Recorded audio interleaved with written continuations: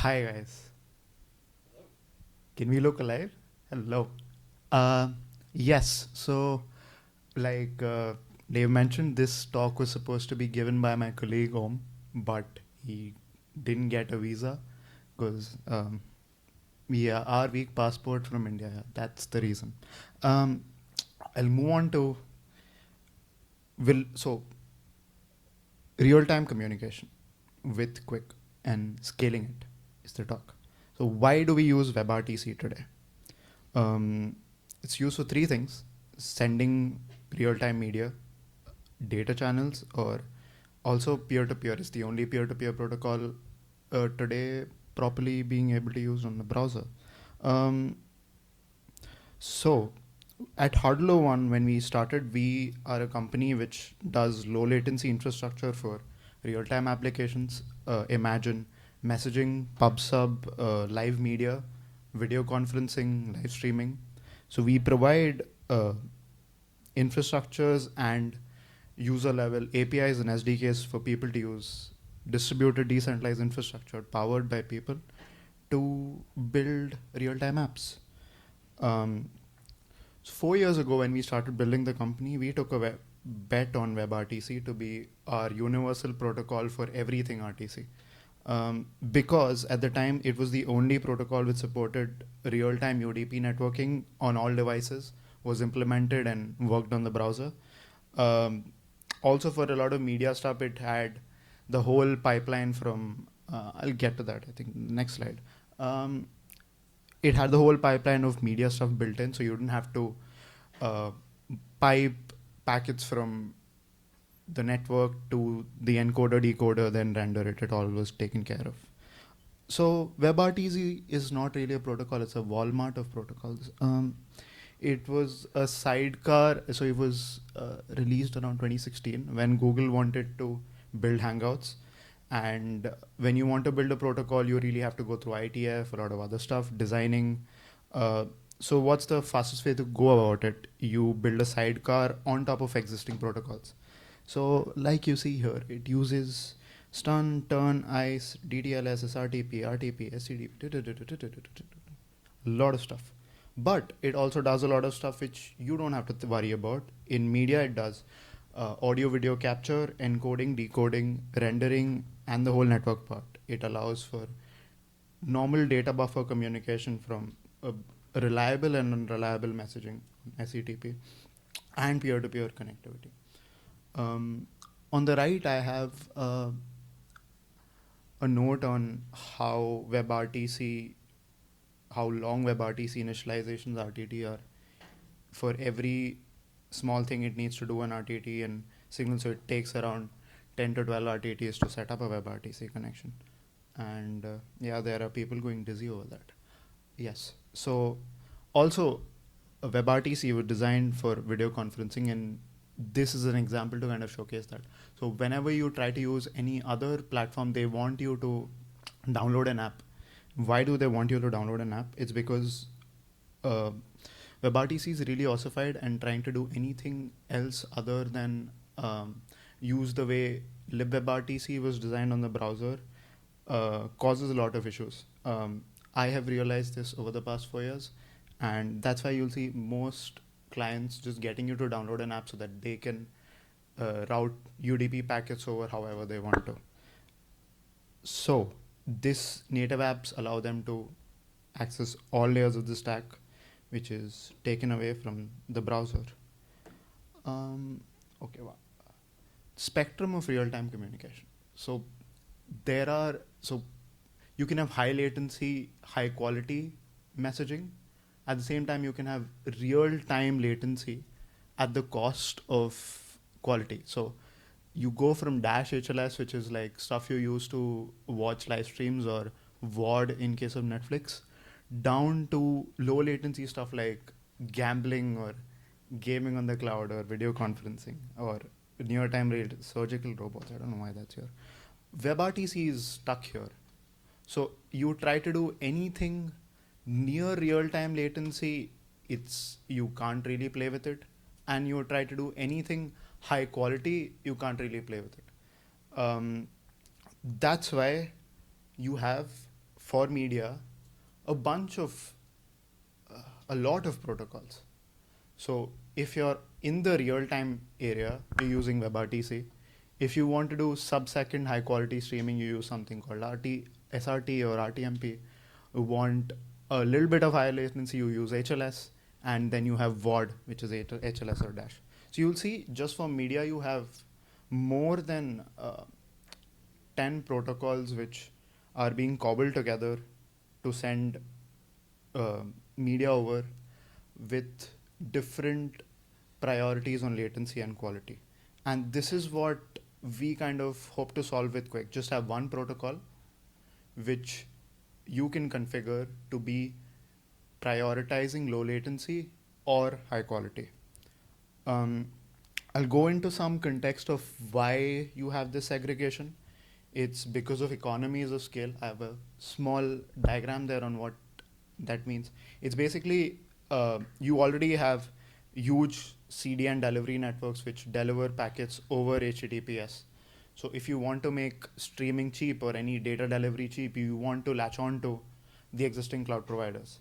The issue with WebRTC is WebRTC doesn't really gel with how CDNs work today, and they need a lot of specialized business logic, and there are things called SFUs which connect to the client and relay, etc., etc. And that's why you will see, as an example, OpenAI today, when you use the live audio thing, uses a company you might have not heard of called LiveKit. It's because the only way you can send WebRTC is through these specialized content delivery networks which only serve WebRTC. And that's why a small company like LiveKit today is worth millions of dollars, because OpenAI couldn't use the existing CDN network. Yes. Now I'll come to what causes latency. You have fixed sources, encoding, decoding, hardware, speed of light. The variable sources are congestion. And now I'll go to my road example. It's not my example. I've picked it up from another YouTube video because I'm lazy. Yes.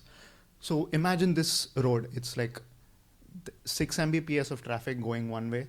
Latency is nice. It's not spiking because this is the size of your highway and you're watching YouTube.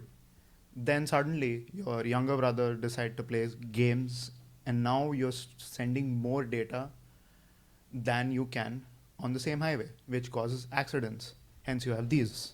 They're repairing the road. Yeah, so when you're sending packets, sockets just don't, so when the queue and the road is full, they just don't drop packets. You put them in a queue and wait for the road to get empty before you send them. But so any new frame or any new packet generated can't directly be sent. It's sent in order. What happens when you're out of queue? You run out of memory and your buffer overloads. So you drop all those packets. So they died. Now, what is the solution to congestion? Eventually the queue fills up and all packets are dropped. But when you're using TCP, you don't have control over the queue because you've already sent stuff, or either you kill the connection, start a new connection. So how do you take care of it? You respect encoding. And we had a very strong talk on network encoding today. So I can't do justice to that, but I will try. We'll take the example of video. So this is how video packets are sent. So you have this iframe, which is an intraframe. It's a full image. And what you send on top of the image is you send differences, which are called p frames. So they're partial frames. What you do is you take a full image, you keep sending the differences in the image to save bandwidth. You also have something called B frames. B frames are frames which refer to both future frames and past frames. It gets really complicated. But the cool part is that only these images or this stack is what needs to be sent in order for the decoder to read. So it needs iframe followed by P, followed by B, followed by B, P. All of this should be in order for the decoder to actually create a video out of it. And what you call each segment of this is a segment or a group of pictures. So the trade-off you can make is you ideally want the network transport to map to how encoding and decoding is done at the end of the pipe and at the start of the pipe. So the goal is to map the network over the encoding used to transfer data over the wire. Uh, we don't want to send frames or packets unless the dependencies like the I, B, and P frames are also sent. And if we drop packets, then we also want to drop the dependencies. We also don't want to waste bandwidth by sending stuff out of order. So you create these groups which are sent in order. Um, and this is the reason why you want to map your transport to your encoding. So media over QUIC. Why and how does it solve the problem? We'll come to that. But there are some cool things about QUIC. QUIC is on UDP and takes care of a lot of networking stuff and awesome APIs to build your own custom protocols on top of QUIC. Caching. So there is a IETF working group around QUIC, web transports, and media over QUIC, where there are big companies like Akamai, etc., supporting QUIC caches. So basically, you can send QUIC packets and directly cache them, which is an upgrade over what we have today as HLS. And this also solves the SFU issue where I talked about, where you have to use specialized WebRTC infrastructure to fan out media. So you can use traditional CDNs. It's not completely ready yet, but in the future where you can just have a QUIC packet be cached and sent everywhere. Here you get to choose your own trade-offs. So like I said, real-time communication is a vast spectrum of high quality to low latency. You get to choose on the type of media on what trade-offs you want to make. And you also get to choose your congestion controller. That is of some importance, and we'll get to that. And why now? All of this, by the way, is being discussed because for native apps, everything's mostly solved because you get to run your own stack. But for browsers, today you have web codecs, web transports, and web GPU. So you can build your own WebRTC today, kind of. Yeah.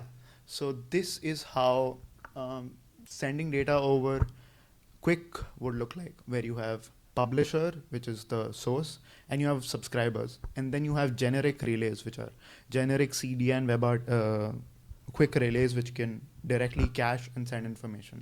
And this is how live streaming is done today, where you have a source, then you either choose between WebRTC, web, SRTP, RTMP to send data, then there's transcoding happening, then you need to package and encrypt it. A lot of stuff is done there too, but it's all done on the publisher end.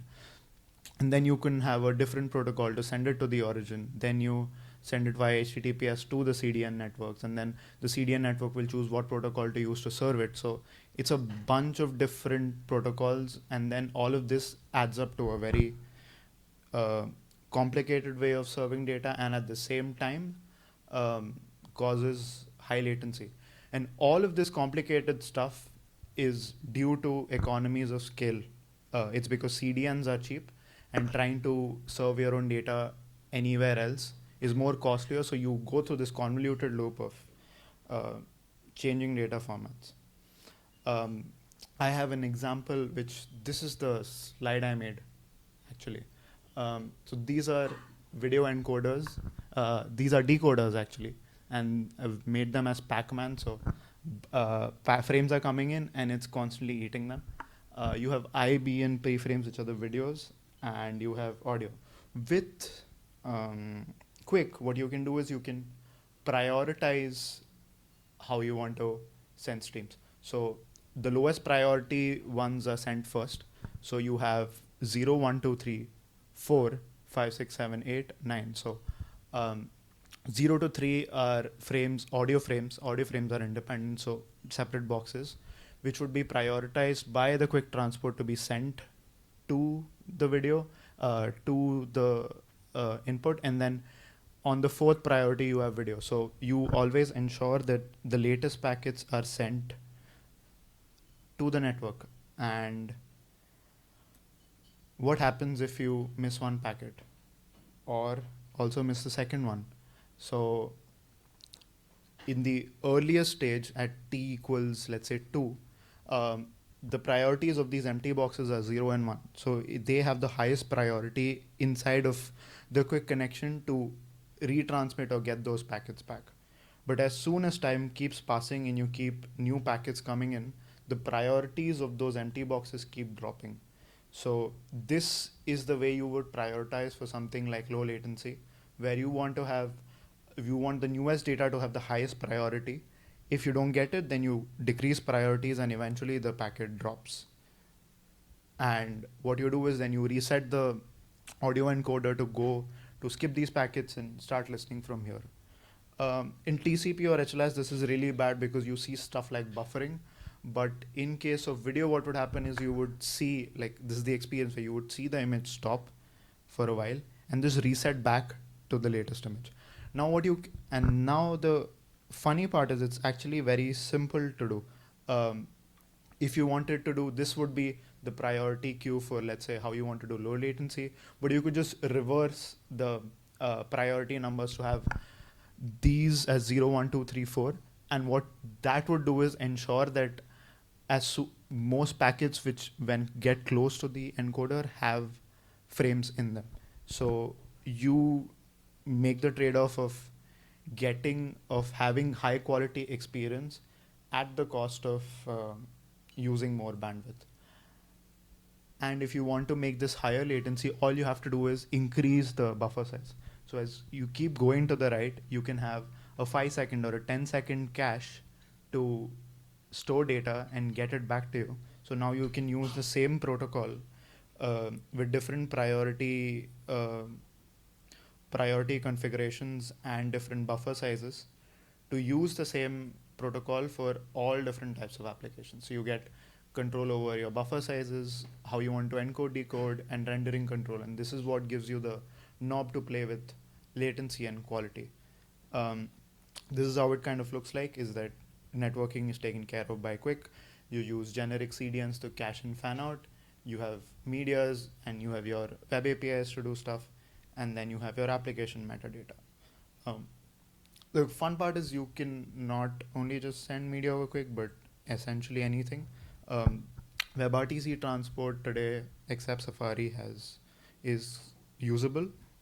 And there are examples of media over QUIC and other applications built on top of web transport. You can also build your own protocols like MOC, which is media over QUIC, and use existing CDN infrastructure to relay packets. There are IETF drafts for P2P web transport and P2P QUIC too. So soon, like how IRO does stuff, you'll probably have PKI based P2P stuff. And this is what helps WebRTC folks the most. So if you see, this is all very related to media, and there are these media engineers who worked on encoding, decoding, who were bothered by how networking had to be done, and you had really bad ideas like forward error correction on media, and we can talk about that later.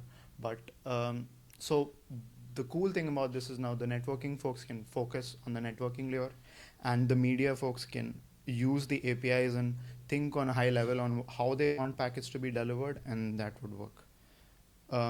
Yes, this is the end of it. That's the link to the media over QUIC draft. This is their GitHub implementation. The GitHub implementation does not really match the draft because the IETF is slow and it takes time to do stuff. But that's all. Thank you.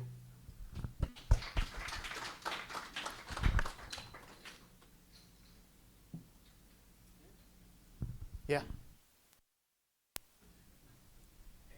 Yeah, I can just.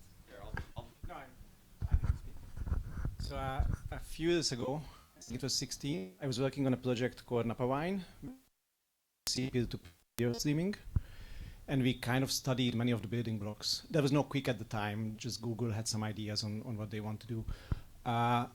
We studied, for example, the media chunking, the media-dependent frame-based chunking, so you can find papers on that. There are also interesting questions if you do it in the peer-to-peer context, like for example for the priorities. If you do it multi-hop, then you might not want to do single strict priorities, but we developed something like which is called deadline-based priorities for this use case. So you have that with mock too. So where so you define the queue size, and then you don't let, like I said, the priority, the empty frame there, which reached to the end, you don't let it reach to the end. You just say that, okay, it's been 200 milliseconds where you haven't received it, so you just close the connection. Yeah, but what we are doing there is actually, if you are redistributing to many peers, then you are bumping the deadline. So you are sending an information about how much it had been already redistributed in the network, so that the next peer is kind of having meta information about the distribution level in the network. Oh, so it's right. kind of it's multi-hop priority Right. approximation. And yeah, another thing, this kind of skipping frames is nice, but actually if you know that there is also the encoding to multiple layers. Layers, or just encoding to multiple bit rates. Right. And if you are encoding directly to a lower bit rate, you are getting much higher quality than if you are skipping frames. Right. So kind of that play, whether you are doing different qualities and different overlays. So you have ABR and you have simulcast, which do that. So what you would do in that case is, and this is part of the implementation, where you could have simulcast, or ABR is adaptive bitrate, where you have temporal layers of video, where you have 480p, which is encoded on top of 720 on top of 1080. Yeah. In HLS, there are 3 different streams. Yeah. In case of SVC or WebRTC, it's just one stream. Yeah, but we still have to like you can start dropping can frames, but then you have to switch at one point, for example, to another Correct. one. So like all these dynamics. Correct. Anyway, You stop nice, listening to the layer. So you mock is based on publish subscribe. So what happens in, let's say, in WebRTC or even QUIC is what you would be subscribed to all 3 layers, and these 3 layers are directly fed into the encoder. They understand the 3 different layers, and you just unsubscribe the higher layers if you want to dynamically drop quality. Yeah, at the time the layered encoding was Correct. still very in infancy and bad quality, so we are not using it. But yeah. The fun part about the whole thing was that with WebRTC on the browser, you really did not have a choice. Oh, question. So you really did not have a choice on. You're gonna grade my homework? No, I don't like grading. Sorry. I was just follow up on that, because that's multi-resolution coding. So one of the issues is usually there's a bit of, in theory you don't lose anything, but in yeah, I know. It's called successive refinement of a source, but in practice it costs you about 20%. To do the practical multi-resolution codes cost you about 20%. There is a redundancy aspect to it. If you there's an extra. So the reason you actually do that is, in case of WebRTC, what happens is you have something called simulcast, which basically is saying that you're simultaneously casting at 3 different resolutions. So that 1080p, 720 and 480, whatever, the sum total combined of the 3 different streams is more bandwidth than you would send for one stream, which is 20% more redundant. Yeah. So that's the price you pay. And the nice part about this is when you do that from the source, you don't have to have the transcoding middle layers. You use the same stream. I think he has a question there at the end. All right, last question. We're trying to catch up, not lose time. Yeah, so it seems that this is in the peer-to-peer setting, like one-to-one. If you have one sender, one receiver, what if you have multiple receivers, right? Like where they each receive at different, bandwidth. Right. So that plays into again the encoding or SVC. So what you have there is you have. I think I should have an image for this.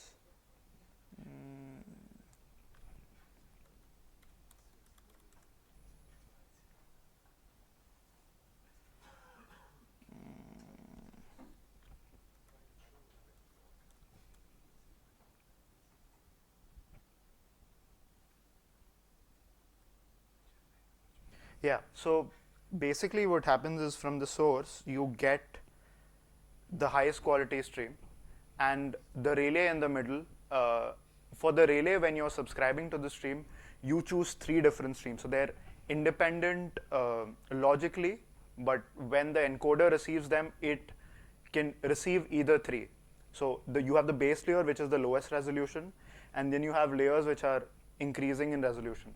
So even if there are multiple subscribers, the relay is always serving all 3 encoding qualities. So you get to choose a sum of more than one at the same time. So that's how it scales.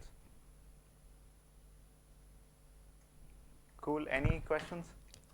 I think that's it. Let's move on. If you got questions for Arush, he's always in our meetings.